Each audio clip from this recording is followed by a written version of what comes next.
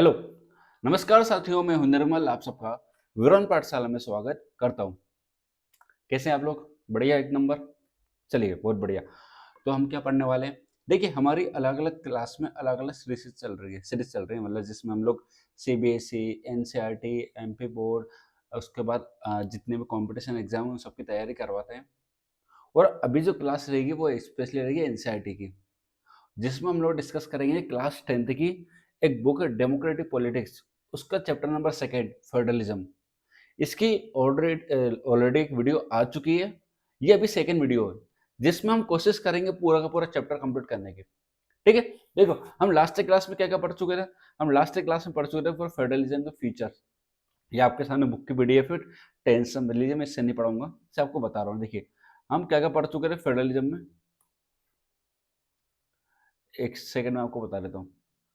देखिए ये पूरा हम पढ़ चुके थे, क्या था, क्या कहानियां थी, फीचर्स किस प्रकार से उसके, है ना। आज हमें क्या पढ़ना है? आज हमें पढ़ना है कि किस प्रकार से फेडरलिज्म को प्रैक्टिस किया जाता है भारत के अंदर। आज हमें ये डिस्कस करना है, ठीक है। चलो तो हम डिस्कशन स्टार्ट करते हैं आज का। वेट करिएगा।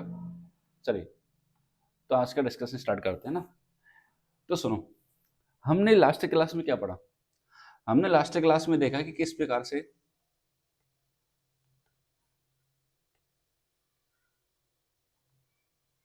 देखिए किस प्रकार से भारत के अंदर फेडरलिज्म को प्रैक्टिस किया जाता है, ये देखना बाकी है, सॉरी देखा नहीं। हम ये देख चुके हैं कि फेडरलिज्म के फीचर क्या है। एक बार मैं आपको याद दिला देता हूँ कि फेडरल मतलब होता है क्या है। तो फेडरल मतलब ये क्या होता है कि मैंने दो व्यक्तियों को पावर दे दी, एक है सेंटर, एक है स्टेट, और दोनों को यहाँ पर पावर मिल चुकी है और दोनों अपने अपने स्तर पे, अपने अपने लेवल पे क्या है, बड़े सेटिस्फाई है, क्योंकि मैंने क्या दे दी, दोनों को पावर दे दी। और इसी को मैं क्या मानूंगा, फेडरल मानूंगा। इसी को क्या मानूंगा, फेडरल। फेडरल ये तो बोलता है भैया सभी को पावर दे देना, ये क्या होता है, फेडरल होता है। लेकिन ये फेडरल या फेडरलिज्म किस प्रकार से भारत के अंदर प्रैक्टिस किया जाता है, ये जानना बहुत जरूरी है। और आपकी बुक के अंदर भी दिया है ना। क्या दिया बुक के अंदर, देख लेते एक बार अपन। आपकी बुक के अंदर ये दिया, देखो थोड़ा सा। हाँ, एक सेकंड रुकिए, देखो ये व्हाट मेक इंडिया फेडरल, ऐसा क्या है भारत के अंदर जो भारत को फेडरल बनाता है। हम सारे फीचर पढ़ेंगे। देखो हमारा जो इंडिया है ना, एक डेमोक्रेटिक कंट्री है, और हमारे इंडिया में एक कॉन्स्टिट्यूशन काम करता है। करता है नहीं करता? बिल्कुल करता है। अब भारत में इतना बड़ा कॉन्स्टिट्यूशन काम कर रहा है, तो ऑब्वियसली उस कॉन्स्टिट्यूशन ने कुछ तो दिया होगा भारत को। या मैं कहूंगा पूरा भारत का गवर्नेंस सिस्टम या गवर्नमेंट सिस्टम किस प्रकार से काम कर रहा है, जैसा कॉन्स्टिट्यूशन के अंदर लिखा है। कॉन्स्टिट्यूशन ने फेडरल के बारे में भी लिखा होगा, और फेडरल क्या बोलता है कि वे सभी को पावर दे दो। पावर दी किसने की, बताओ। यहाँ पर पावर किसने दी होगी, आपने की, मैंने, या सरकार ने? कॉन्स्टिट्यूशन ने दी। कॉन्स्टिट्यूशन ने क्या दी, क्योंकि भैया फेडरल में क्या होता है, अलग अलग लेवल होते हैं। फेडरल में क्या होते हैं, अलग अलग लेवल होते हैं। एक होता है वो सेंटर, फिर आती है स्टेट, फिर आती है लोकल गवर्नमेंट, और सबको पावर दी है। लेकिन पावर दी किसने? ये पावर दी है कॉन्स्टिट्यूशन ने। किसने दी ये पावर? कॉन्स्टिट्यूशन ने। चलो हम देखते हैं कि कॉन्स्टिट्यूशन ने किस प्रकार से सबको पावर दी है। तो कॉन्स्टिट्यूशन के पास लिस्ट है। कॉन्स्टिट्यूशन के पास क्या लिस्ट है ना। एक सेकंड रुकिएगा।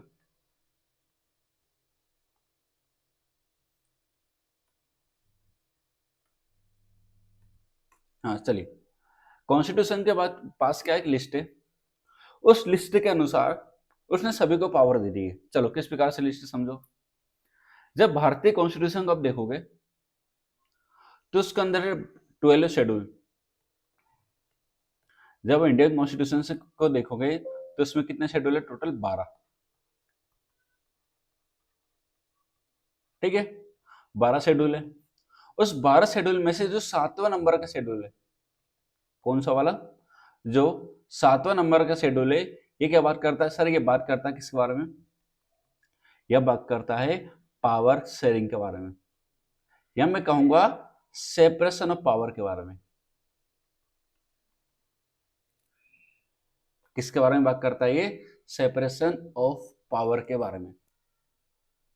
किस प्रकार से पावर शेयर की, इसने किस प्रकार से पावर को अलग अलग करा। देखो, इसने 3 लिस्ट दी है। क्या दे दी इसने? 3 लिस्ट। एक दी है यूनियन, एक दी है स्टेट, और एक दी कॉन्करेंट। अब ये लिस्ट क्या होती है सर? आप ये नई चीज लिया है। देखो, भारतीय संविधान के अंदर फेडरल प्रिंसिपल अपनाया गया है, ठीक है। अब फेडरल प्रिंसिपल क्या बोलता है? भाई सबको पावर दो। लेकिन सवाल तो ये है ना, किसको कितनी कौन सी पावर मिलना चाहिए। तो उसके लिए संविधान ने रास्ता निकाला, कॉन्स्टिट्यूशन ने एक अच्छा तरीका निकाला। और वो तरीका क्या है? शेड्यूल।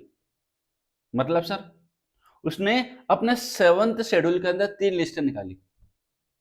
कौन कौन सी? यूनियन, स्टेट और कॉन्करेंट। अब ये लिस्ट किसको मिली है, उस लिस्ट के अंदर क्या लिखा है, वो लिस्ट का करेंगे क्या। चलो इतना तो समझ में आ गया। हर सभी को क्या देती है? लिस्ट दी है। अब उस लिस्ट के अनुसार बता क्या करेंगे? उस लिस्ट के अनुसार अपने ज्यूरिसडिक्शन के अंदर, आप मेरी लास्ट क्लास जरूर देखो कि सबका अपना क्या होता है? क्षेत्र अधिकार। वो अपने क्षेत्र अधिकार में क्या बनाएंगे? उस लिस्ट के अनुसार लॉ बनाएंगे। क्या बनाएंगे? उस लिस्ट के अकॉर्डिंग लॉ बनाएंगे। चलिए हम तीनों लिस्ट को थोड़ा सा डिटेल में चर्चा करते हैं। चलो सुनो, अब मैं तीनों लिस्ट समझा रहा हूं, ध्यान से सुनना बिल्कुल। पहली है यूनियन, दूसरी है स्टेट, और तीसरी कॉन्करेंट। चलो फिर से रिपीट कर देता हूँ लिस्ट क्या होती है। सुनो, क्या हुआ, भारतीय संविधान के शेड्यूल नंबर 7 में एक लिस्ट दे दी, 3 लिस्ट दी है। उन 3 लिस्ट में सभी का क्या एक ज्यूरिसडिक्शन होगा, उसके अनुसार सभी लोग क्या बनाएंगे? लॉ बनाएंगे। 3 लिस्ट है, एक यूनियन, स्टेट और कॉन्करेंट है। अभी यूनियन लिस्ट किसको मिलती है? तो समझना थोड़ा सा, ये जो यूनियन लिस्ट है ये मिली किसको? सेंटर को। क्या किसको मिली? सेंटर। और सेंटर का ज्यूरिसडिक्शन कितना बताओ? एक राज्य, एक शहर, एक जिला की क्या है? पूरा देश है। क्या है? पूरा देश है। अब इस लिस्ट के अंदर लिखे सब्जेक्ट्स। सब्जेक्ट मतलब ये समझो कि मैंने आपको एक पर्चा दिया, उस पर्चे के अंदर कुछ चीजें लिख के दे दी है। जैसे आपके यहाँ की शादी है, कुछ कुछ भी मान लो प्रोग्राम है, तो मैंने किसी को एक जिम्मेदारी दे दी, उसको उसकी जिम्मेदारी मैंने पर्चे में लिख के दे दी, आपको ये करना है। बस उसी प्रकार से यूनियन को भी, सेंटर को भी एक लिस्ट दे दी।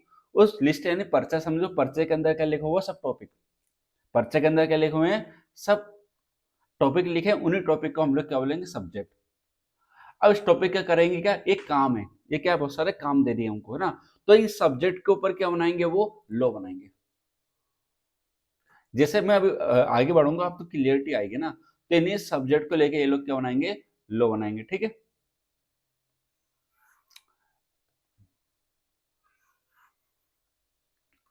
चलो इसको रब कर देते पहले।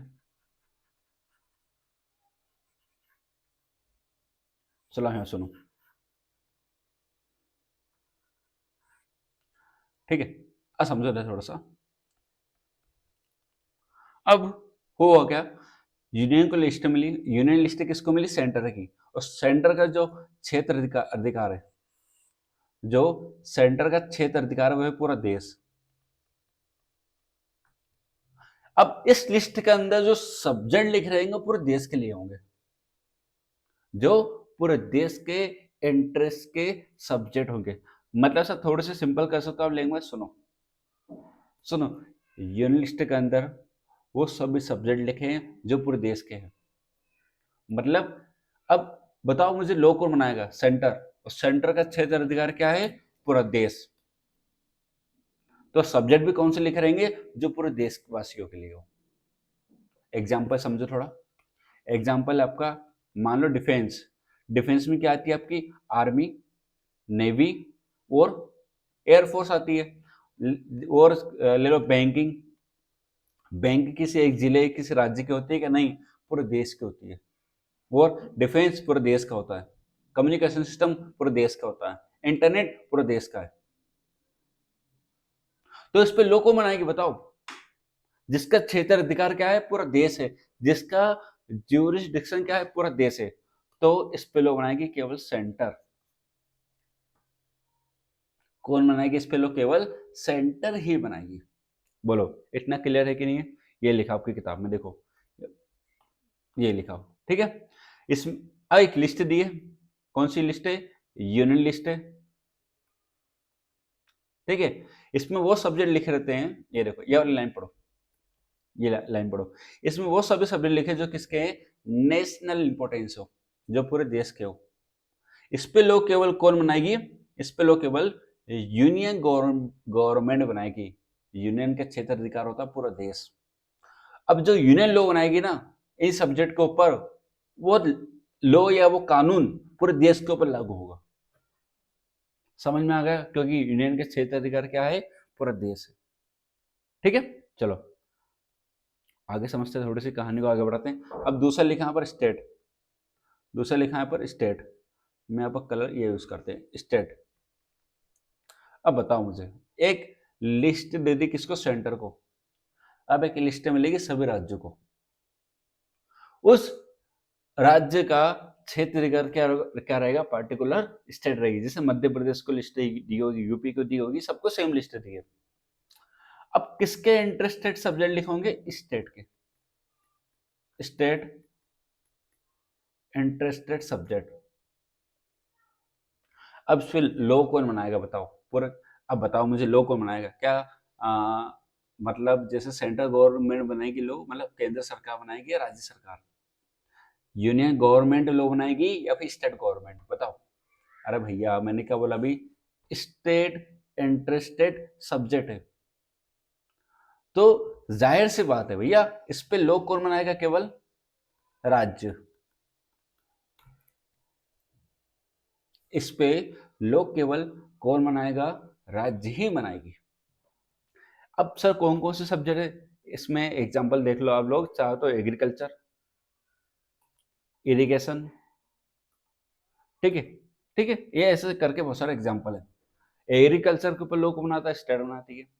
इरिगेशन के ऊपर कानून कौन बनाएगा? राज्य बनाएगी, यानी स्टेट बनाएगी। अब दो लिस्टें पढ़ाती है, एक लिस्ट किसको दे दी? सेंटर को। एक लिस्ट किसको दे दी? राज्य को। और राज्यों से बोल दिया भैया तुम इसी पे लॉ बनाओगे, और यूनियन से बोल दिया तुम इस पे लॉ बनाओगे। अब एक और लिस्ट है यहाँ पर, एक लिस्ट कौन सी? कॉन्करेंट। सर ये किसको मिली होगी? एक लिस्ट तो मिलेगी चलो यूनियन को, एक मिलेगी स्टेट को, एक तीसरी लिस्ट लिखे ना कॉन्करेंट, ये किसको मिलेगी? ये दोनों को मिलेगी। अच्छा हाँ भैया दोनों को। इसमें लिख रहेंगे कॉमन इंटरेस्टेड सब्जेक्ट, किसके? स्टेट के भी और सेंटर के भी। फिर से रिपीट कर रहा हूं मैं, इसमें वो सब्जेक्ट लिख रहेंगे जो दोनों के इंटरेस्ट के हो, सेंटर के भी हो और स्टेट के भी हो। मतलब इस पे दोनों लॉ बना सकती है। जी हाँ, कॉन्करेंट लिस्ट के ऊपर दोनों लॉ बना सकती है, स्टेट भी बना सकती है और सेंटर भी बना सकती है। चलो कोई डाउट है इस बात को लेकर? कोई डाउट तो नहीं होगा, ठीक है ना? कोई भी डाउट नहीं होगा। देखो तीन लिस्ट है। अच्छा इसका एग्जाम्पल सुन लो। इसका एग्जाम्पल आपका, जैसे इसका एग्जाम्पल हम लोग कर लेते हैं मैरिज और आपका डाइवोर्स वगैरह जो होता है ना, ये सब कॉन्करेंट के अंदर आता है। अब सुनो, एक कंफ्यूजन है सर, बोलो। मान लो दोनों ने लॉ बना दिए एक ही सब्जेक्ट के ऊपर, जैसे मतलब सब्जेक्ट ले लेते हैं एग्जाम्पल्स, मान लो एग्जाम्पल है सर, एग्जाम्पल है मैरिज को लेकर। दोनों ने सेम लॉ बना दिया, मतलब सेंटर ने भी उसके ऊपर लॉ बना दिया और स्टेट ने भी उसके ऊपर लॉ बना दिया। तो क्या ऐसी कंडीशन में क्लेश नहीं रहेगा क्या? ऐसी कंडीशन में क्लेश तो कर सकते हैं ना, दोनों लॉ बनाए, दोनों लड़ाई करेंगे इस बात के ऊपर। कर सकते हैं लड़ाई, बिल्कुल कर सकते हैं। तो फिर क्या होगा उस कंडीशन में? अरे भैया उस कंडीशन में ये होगा कि सेंटर का लॉ ही काम करेगा। जी, सिर्फ सेंटर का लॉ ही काम करेगा। दोनों ने कानून बना दिया, दोनों ने मिलके क्या बना दिया? लॉ बना दिया, लेकिन लॉ चलेगा किसका? सेंटर का। तो फिर स्टेट का क्या होगा? खत्म, बाय बाय टाटा, खत्म फिर। क्योंकि यहाँ पर किसकी चलेगी? केवल सेंटर की। सही डाउट हो रहा है मन में, बोलो। कुछ सब्जेक्ट तो ऐसे होंगे ना जो तीनों में कवर नहीं होंगे, तो जो यूनियन के अंदर भी कवर नहीं है ना। कुछ सब्जेक्ट ऐसे होंगे सर कि ना तो यूनियन में कवर है, हाउ, ना तो वो स्टेट में कवर है, हाउ, ना यूनियन में कवर है, ना ही स्टेट में कवर है, और ना ही कॉन्करेंट के अंदर कवर है। तो उनका क्या होगा? तो उनके लिए सॉल्यूशन है। क्या सॉल्यूशन? वो है एक रेजिडुअरी। क्या है? Residuary subject. ओ भाई साहब, रेजिडुअरी के ऊपर लॉ कौन बनाएगा? सबसे बड़ा सवाल आ गया आपके मन में। तो इसके ऊपर लॉ बनाएगी केवल सेंटर, केंद्र या यूनियन। समझ में आ गया? रेजिडुअरी के ऊपर हमेशा लॉ, हमेशा कानून कौन बनाती है? सेंटर बनाती है। समझ में आ गया? रेजिडुअरी सब्जेक्ट क्या होते हैं? वो सब्जेक्ट जो तीनों लिस्ट में कवर नहीं है ना, फिर भी उस पर लोग, लेकिन उस पर लोग को बनाएगी केवल सेंटर बनाएगी। चलो अपन आते हैं वापस अपनी बुक पर आते हैं। ये देखिए, ये हो गई आपकी यूनियन लिस्ट। ठीक है, एक सेकंड रुकिएगा आप। ये देखो, ये हो गया आपकी यूनियन लिस्ट, ये हो गया आपकी स्टेट लिस्ट।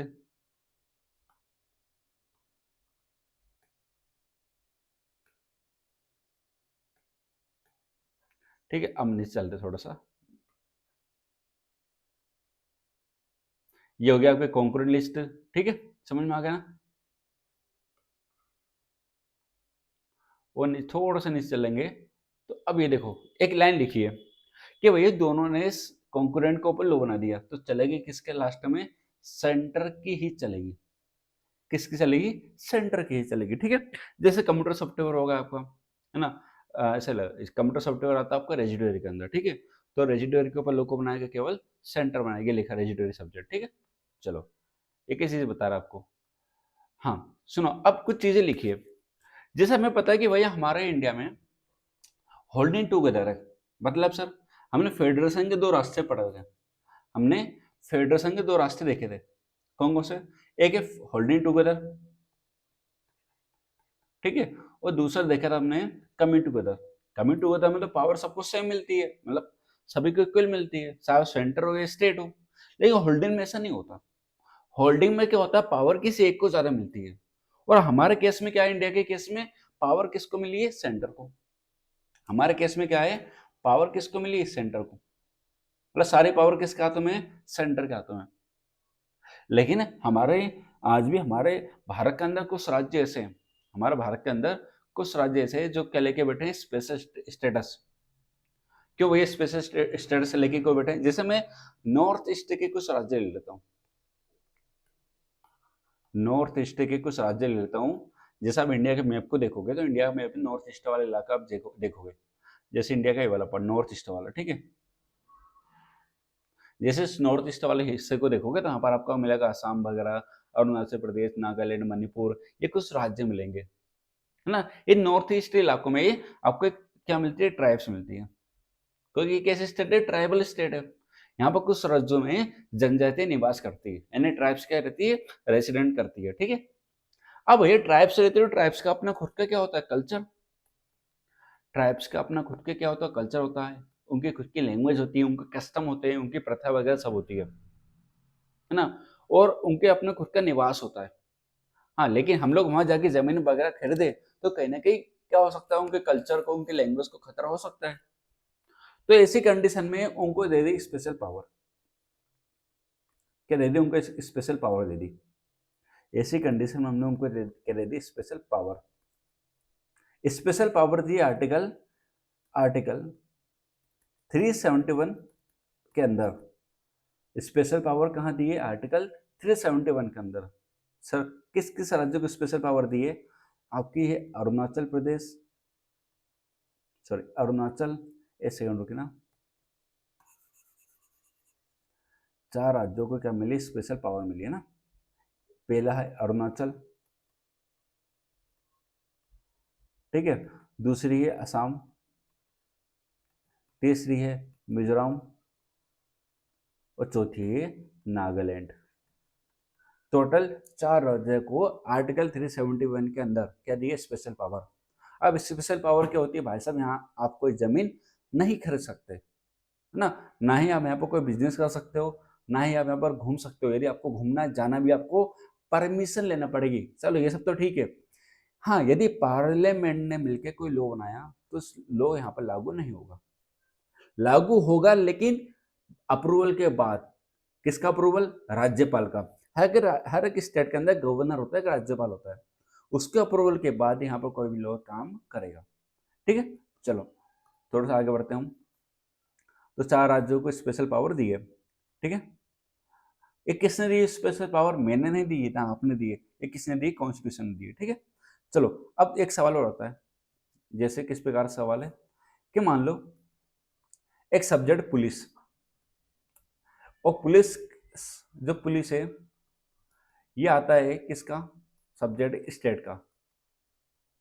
या किसके अंदर लिखा है? स्टेट लिस्ट के अंदर लिखा है। उस पर लोग केवल कौन बना सकती है? स्टेट बना सकती है। पुलिस एक सब्जेक्ट है, जो स्टेट लिस्ट के अंदर लिखा है उस पर केवल लोग को बनाएगी स्टेट।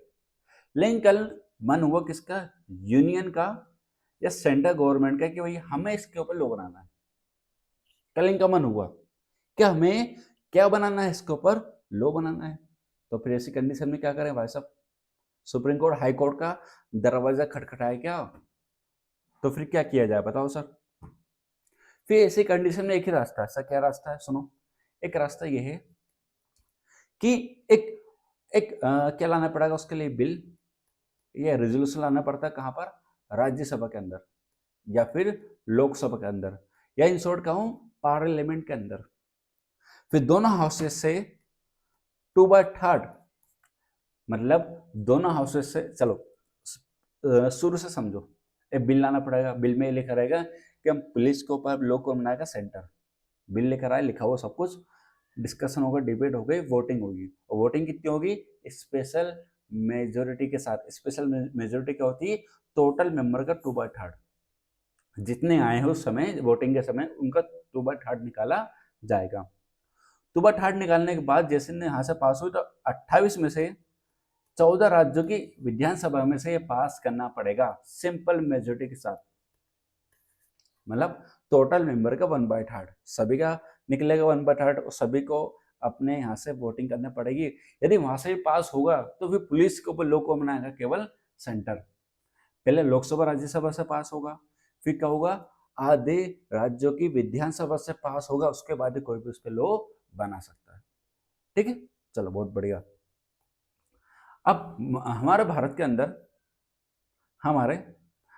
अंदर कुछ राज्य ऐसे हैं जो बहुत छोटे हैं, लेकिन उनको हम इंडिपेंडेंट भी नहीं रख सकते। मतलब हम सॉरी, उनको किसी राज्य में मर्ज भी नहीं कर सकते। तो हमने उनको बना दिया एक यूनियन टेरिटरी। ये देखो क्या बना दिया हमने उनको? एक यूनियन टेरिटरी का दर्जा दे दिया। अभी वर्तमान में भारत में टोटल 8 यूनियन टेरिटरी है। कितनी टोटल? 8। जैसे आपकी एग्जाम्पल चंडीगढ़ होगा, लक्षद्वीप होगा, दिल्ली होगा, उसके बाद आपका अंडमान निकोबार हो गया, लक्षद्वीप हो गया, उसके बाद आपका पुडुचेरी हो गया, है ना, लद्दाख होगा, जम्मू कश्मीर होगा। ऐसे करके टोटल कितने यूनियन टेरिटरी है? टोटल 8 है। ठीक है, हाँ, इस पे जो पावर होती है केंद्र शासित प्रदेशों के ऊपर, यूटी के ऊपर, वो होती है सेंटर की। सेंटर इन सभी यूटीज को संभालती है। ठीक है, चलो। हाँ, दिल्ली के केस में थोड़ा सा अलग है ना, दिल्ली के केस में थोड़ा सा अलग है।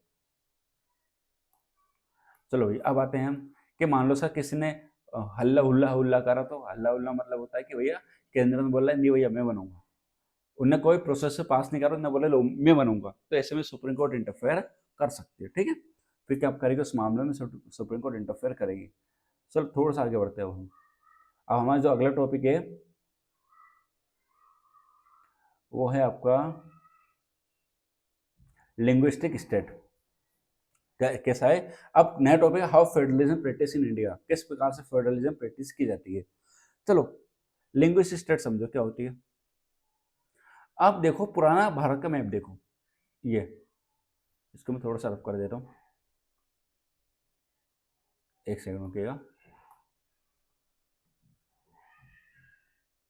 ये देखो ये पुराना भारत का मैप कैसा लग रहा है आपको बताओ? यदि मैं कहूँ कि आप यहाँ पर है तो आपको यहाँ जाना है तो कैसे आओगे? देखो क्या क्या लिखा है यहाँ पर। ये लिखा है राजपूताना, है ना, United Province, central India, central province, Berar, है ना, गुजरात, हैदराबाद, उसके बाद पुणे, है ना, बॉम्बे, उड़ीसा, मैसूर। कैसा लग रहा है आपको? ये स्टेट है कि क्या है? क्या है ये सब? मतलब देखो, 1947 से पहले आप देखोगे इंडिया को, बिफोर 1947 देखोगे तो आपको इस प्रकार से हमारा इंडिया देखने को मिलेगा। और इंडिया कैसा स्टेट है? सेकुलर है। कैसा स्टेट है? सेकुलर। यहाँ पर सभी धर्मों को जगह दी गई है। वो कॉन्स्टिट्यूशन के नज़र में भारत का कोई धर्म नहीं है ना, इंडिया का कोई रिलीजन नहीं है। अब सेकुलर है तो क्या होगी? सबकी लैंग्वेजेस होगी। और हमारे इंडिया में पता ही है, हर कोने में लैंग्वेज बदलती रहती है, हर एक किलोमीटर लैंग्वेज बदलती है। अपनी बड़ी डाइवर्स कंट्री है। तो एक मांग उठी। कैसी मांग? क्या होता है, जैसे भैया तमिल तेलुगु वाले नहीं रह पा रहे एक साथ, गुजराती मराठी वाले नहीं रह पा रहे, तो इन लोगों ने मांगे उठाई कि भैया हमें एक काम करो, भाषा के आधार पर, लैंग्वेज के आधार पर क्या बना दो, स्टेट का फॉर्मेशन कर दो। जैसे एग्जाम्पल समझो आप, जैसे लोग बोल रहे हैं गुजराती हो, गुजरात अलग करो, मराठी वाला बोल रहा है कि भैया हमारे एक अलग राज्य बनाओ, इधर तमिलनाडु वाला बोल रहा है कि हमें एक अलग राज्य दो, आंध्र प्रदेश वाला बोल रहा है हमें अलग राज्य दो। तो एक से मांगे उठने लग गई। और जब मांगी उठी तो मांगों को पूरा करना पड़ेगा। वही 1953 में एक केस हो गया था आंध्र प्रदेश के अंदर। आंध्र प्रदेश के अंदर हुआ केस, उसके बाद भाषा के आधार पर आंध्र प्रदेश को पहला राज्य बनाया गया भारत के अंदर। जो भाषा के आधार पर पहला राज्य कौन सा बना? आंध्र प्रदेश। फिर उसके बाद तो मुहिम उठी। कैसे मुहिम? कि भैया हमें भी हमारा राज्य चाहिए, हमें भी हमारा राज्य चाहिए। तो फिर सरकार ने बोला बैठो बैठो रुको, हम इसका सोल्यूशन निकालेंगे। उन्होंने क्या करा फिर 1953 में, सॉरी कुछ सालों बाद एक कमीशन बनाया जिसको बोलते हैं हम लोग SRC, स्टेट रीऑर्गेनाइजेशन कमीशन बनाया। ठीक है। इस कमीशन को एक काम दे रही कि भाई साहब तुम्हें क्या करना है, जो भी ये जो पूरा इंडिया बिखरा हुआ ना, उसको सिस्टमेटिक ढंग से करो, थोड़ा सा इसको सुधारो इंडिया को, है ना, ये पूरा बिखरा हुआ हमारा इंडिया। अब देखो अभी क्या है, कितना आसान है। अभी का इंडिया का मैप देखो, कितने प्यारा दिखता है। अभी ये मैप कैसा दिख रहा है आपको? मतलब मजे नहीं आएगा देखने में आपको। तो एचआरसी कमीशन को पूरी जिम्मेदारी दी, उसने 2 साल लगाए और पूरी रिपोर्ट तैयार करके सरकार को दे दी। सरकार से बोला कि भैया पहले भारत ABCD में बटा हुआ था, उन्होंने बोला कि ये खत्म करो। खत्म करके 14 राज्य और 6 केंद्र शासित प्रदेश बनाए गए थे, 6 यूनियन टेरिटरी बनाए गए। और कितने स्टेट? टोटल 14। कब बनाए गए थे? 1956 में 7th अमेंडमेंट करके। और कुछ राज्य कैसे बने? लैंग्वेज के बेसिस पर बने। क्योंकि भैया हमारे यहाँ सबसे बड़ी लैंग्वेज डाइवर्सिटी, इंडिया के अंदर लाखों लैंग्वेजेस बोली जाती है। तो इस मतलब कोई भाषा के आधार पर बना, कोई प्रशासन यानी एडमिनिस्ट्रेटिव आधार पर बनता है। ऐसे करके हमारे भारत के अंदर वर्तमान में currently there are 20 state and 8 union territory. और इंडिया का आज का मैप देखोगे आप तो इस प्रकार का है। सॉरी माफी चाहता हूँ, इस प्रकार का इंडिया का मैप है। ठीक है, ये इस प्रकार थोड़ा सा ऊपर चल गया, पर आपने देखे वो इंडिया का मैप। चलो ठीक है, अब आता है हमारा अगला टॉपिक है, वो है लैंग्वेज पॉलिसी। ठीक है, क्या होती है लैंग्वेज पॉलिसी? चलो वापस आते हैं। देखो हम लोग की लैंग्वेज पॉलिसी क्या है। हमारा भारत भैया विश्व की सबसे बड़ी डेमोक्रेसी भी है। वो ऐसा तो है नहीं हमारे यहाँ एक या दो लैंग्वेज बोली जाती है, और ना ही हमने किसी भी एक लैंग्वेज को इम्पोर्टेंस दी हो। ऐसा है क्या? कभी भी नहीं है, बिल्कुल भी नहीं है। तो फिर क्या है, जैसे आप लोग किसी और राज्य स्टेट को या कंट्री को उठा के देखोगे, श्रीलंका को, तो वहाँ पर एक लैंग्वेज बोली जाती है, सिन्हल करके हो गया। या पाकिस्तान में एक उर्दू लैंग्वेज यूज़ की जाती है। या फिर आप जाओगे ईरान में अलग लैंग्वेज बोली जाती है, अरबी लैंग्वेज आपको मिलेगी सऊदी अरेबिया साइड। अलग अलग भाषा आपको मिलती है, वो उनके देश की भाषा है। लेकिन भारत के केस अलग है थोड़ा सा। भारत में हजारों लैंग्वेज, लाखों लैंग्वेजेस बोली जाती है। फिर भी भारत में 43% लोग क्या यूज करते हैं? हिंदी का। अब हिंदी इतने सारे लोग यूज करते हैं, तो हिंदी को क्या बना दो? National language. लेकिन ऐसा नहीं है बिल्कुल भी। मतलब हमने किसी भी भाषा को नेशनल लैंग्वेज का दर्जा नहीं दिया है। हमने किसी भी लैंग्वेज को, किसी भी लैंग्वेज को भाई साहब, ना हिंदी, ना संस्कृत, ना इंग्लिश, ना कुछ और, हमने किसी भी लैंग्वेज को नेशनल लैंग्वेज का दर्जा नहीं दिया है। तो फिर हमने क्या करा भैया? हमने ऑफिशियल लैंग्वेज का दर्जा जरूर दिया है। हमने 2 ऑफिशियल लैंग्वेज रखी है। कौन कौन सी? एक हिंदी और एक इंग्लिश। एक विवाद शुरू हुआ था भाई, इंग्लिश को रखी। इंग्लिश को बंद कर दिया गया था लगभग 1965 के लगभग। फिर वापस से उसको कंटिन्यू करा है। देखो लिखा होगा कहीं पर ऐसा, जैसे हमने, हाँ, 1965 में बंद कर दिया गया था इंग्लिश को यूज़ करना, लेकिन हमने उसको वापस से कंटिन्यू करवा दिया था, ठीक है। अब सवाल इतना बड़ा उठ रहा है कि भैया ऑफिशियल लैंग्वेज बना दी, हिंदी और इंग्लिश दोनों है। अब व्हाट इज ऑफिशियल लैंग्वेज? जो सरकारी कामों में यूज होती है। आपने आधार कार्ड देखो आपका, या कोई भी सरकारी डॉक्यूमेंट देखो आपका, उसमें दो तरह की लैंग्वेज मिलेगी आपको, या तो हिंदी या तो इंग्लिश। या तो हिंदी मिलेगी या तो फिर इंग्लिश मिलेगी। हमारे क्या है, क्योंकि दो हमारी ऑफिशियल लैंग्वेजेस है। लेकिन हमारा भारत में इतने सारे लोग हैं यार, सबकी लैंग्वेज अलग है, सब इतने सारे राज्य हैं, सबकी लैंग्वेजेस अलग है। तो इसका कॉन्स्टिट्यूशन ने रास्ता निकाला। मैंने पहले ही बताया था, भारतीय संविधान के अंदर 12 शेड्यूल है।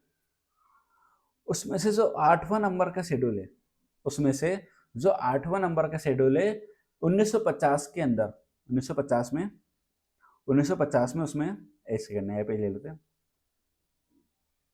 1950 में उसमें 14 लैंग्वेज को शेड्यूल लैंग्वेज का दर्जा दिया गया था। कब? 1950 में, 1950 में। लेकिन वर्तमान में 2025 में जी रहे अपन अभी, टोटल 22 लैंग्वेज को शेड्यूल लैंग्वेज का दर्जा दिया गया है। पहले कितनी थी? 14। कब? 1950 में। वर्तमान में कितनी हो गई? 22। वर्तमान में कितनी लैंग्वेज होगी? टोटल 22। अब व्हाट इज शेड्यूल लैंग्वेज क्या होती है? कभी आ गया क्वेश्चन तो। शेड्यूल लैंग्वेज, जो लैंग्वेज जो लिस्टेड है, जो लैंग्वेज लिस्टेड है कहाँ पर? 8 शेड्यूल के अंदर, या हम कहेंगे जो लिस्टेड है किसके अंदर? कॉन्स्टिट्यूशन के अंदर। टोटल कितने लैंग्वेज है? 22। टोटल लैंग्वेज कितनी है? 22। चलो एक बार 22 लैंग्वेज की लिस्ट देख लेते हैं अपन। सब आपकी बुक के अंदर दिया है ना। जैसे भाई साहब है क्या था, ये देखो, ये पूरे 22 लैंग्वेज है ना, ये दिया हुआ। टोटल 22 लैंग्वेज को शेड्यूल लैंग्वेज का दर्जा दिया गया है, ठीक है। आप देखोगे जैसे असमी, बंगाली, बोडो, डोगरी, गुजराती, हिंदी, कन्नड़, कश्मीरी, कोंकणी, मैथिली, मलयालम, मणिपुरी, मराठी, नेपाली, ठीक है। एक सेकंड किया, ये क्या हो गया?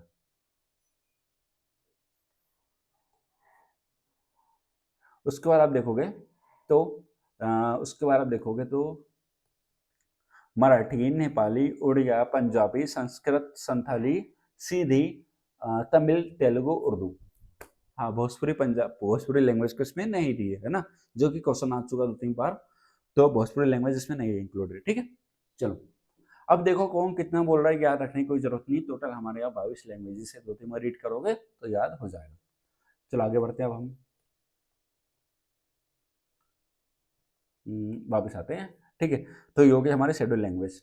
अब जो हमारा अगला टॉपिक है वो है आपका सेंटर स्टेट रिलेशन बचा है, और हमारा जो एक और टॉपिक बचा है वो डिसेंट्रलाइजेशन, ठीक है। अब ये टॉपिक हम अगली क्लास में कंप्लीट करेंगे, ठीक है। सेंटर स्टेट रिलेशन बचा है और डिसेंट्रलाइजेशन इन इंडिया, ये हम नेक्स्ट क्लास में कंटिन्यू करेंगे, ठीक है। तो मैंने आपको क्या क्या पढ़ा दिया, एक बार रिवाइज करवा देता हूँ। देखो मैं आपको आज क्या क्या पढ़ा चुका हूँ। मैं आपको आज पढ़ा चुका हूँ कि भाई तीनों लिस्ट पढ़ा चुका हूँ। रेजिडरी सब्जेक्ट पढ़ चुके हैं अपन, लिंग्विस्टिक स्टेट पढ़ चुके हैं, और आखिर में लैंग्वेज पॉलिसी। इसके अंदर अपने पढ़ा ऑफिशियल लैंग्वेज क्या होती है हमारी, कोई नेशनल लैंग्वेज है क्या? बिल्कुल नहीं है। और शेड्यूल लैंग्वेज। इतने सारे टॉपिक हम आज कवर कर चुके हैं, ठीक है। बाकी कुछ 2 टॉपिक बचे हैं मात्र 10 मिनट के, वो हम अगले क्लास में कंप्लीट करेंगे, ठीक है। क्योंकि अभी वीडियो ज़्यादा बड़ी हो रही है, इसलिए अपन उस टॉपिक को नहीं छेड़ेंगे, अगली क्लास में छेड़ देंगे उसको, ठीक है। चलिए फिर मुलाकात करेंगे आपसे नेक्स्ट क्लास में। और भाई साहब यदि आपको क्लास अच्छी लगे और आपको ऐसा लगे नहीं सर थोड़ी सी लैंग्वेज सिंपल वो कर दो, वैसे मैंने सारी चीज़ें आपको सिंपल करके दी है, बाकी आपको अच्छी लगे तो प्लीज़ लाइक शेयर और सब्सक्राइब जरूर करिएगा। फिर मिलते हैं अगले क्लास में। जय हिंद, जय भारत।